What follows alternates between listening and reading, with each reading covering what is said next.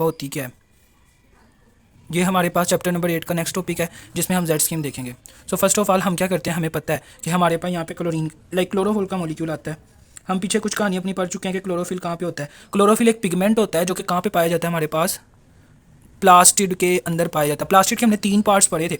एक हमने पढ़ा था क्लोरोप्लास्ट, क्रोमोप्लास्ट, ल्यूकोप्लास्ट। उसमें जो क्लोरोप्लास्ट वाला पार्ट था उसके अंदर हमने देखे थे थाइलाकोइड के ऊपर क्लोरोफिल मॉलिक्यूल। चैप्टर नंबर 3 में हम इसको बड़ा ब्रीफली जो है डीप जाकर डिस्कस कर चुके हैं। अभी हम सिर्फ देखते हैं हमारे पास क्लोरोफिल का मॉलिक्यूल आ गया।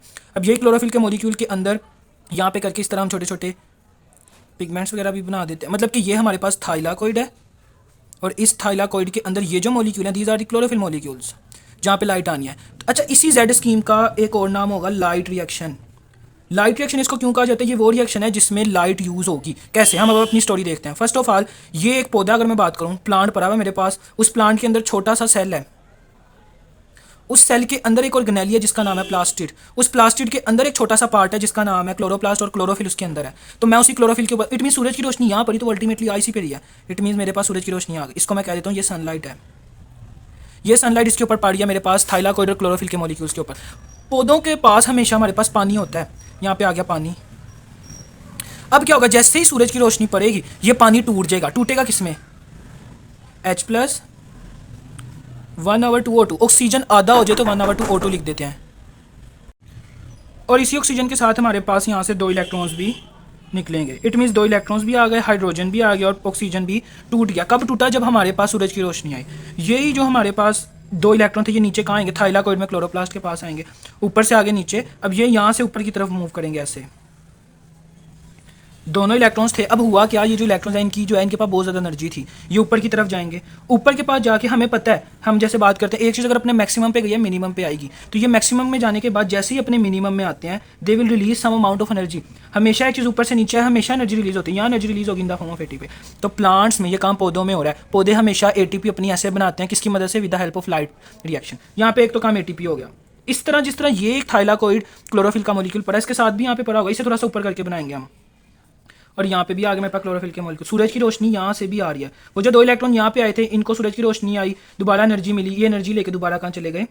ऊपर चले गए। 2 इलेक्ट्रॉन दोबारा ऊपर चले गए। अब बेसिक काम अब समझना है हमने। यहाँ हमारे पास पड़ा होता है NADP। NADP यहाँ जो 2 हाइड्रोजन बने थे वो यहाँ से मूव करके जाएंगे इधर।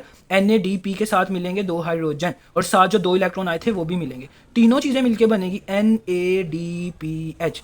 तो बेसिकली लाइट रिएक्शन में हमारे पास 2 चीज़ें बनना ज़रूरी हैं। कौन सी? एक ATP और एक NADPH। ये दोनों चीज़ें बहुत इंपॉर्टेंट हैं और यही आगे से एनर्जी देंगी पौधे को। अब अगर हम इसको थोड़ा सा ऐसे करके देखें तो ये हमारे पास Z बन रहा है। ऐसे करके अगर हम देखें तो ये Z बन रहा है। इट मीन इसी वजह से कहा जाता है जेड स्कीम। लाइट रिएक्शन होता कहाँ पे? It always occurs in thylakoid. Important MCQs भी आप लोग का बेसिक कॉन्सेप्ट भी क्लियर होना चाहिए, आगे जाके भी चीज़ काम आएगी। So that's all about the light reaction. Z scheme क्या होती है मैं एक दफ़ा रिवाइज कर देता हूँ। क्लोरोफिल के मॉलिक्यूल्स पड़े होते हैं थाइलाकोइड के अंदर।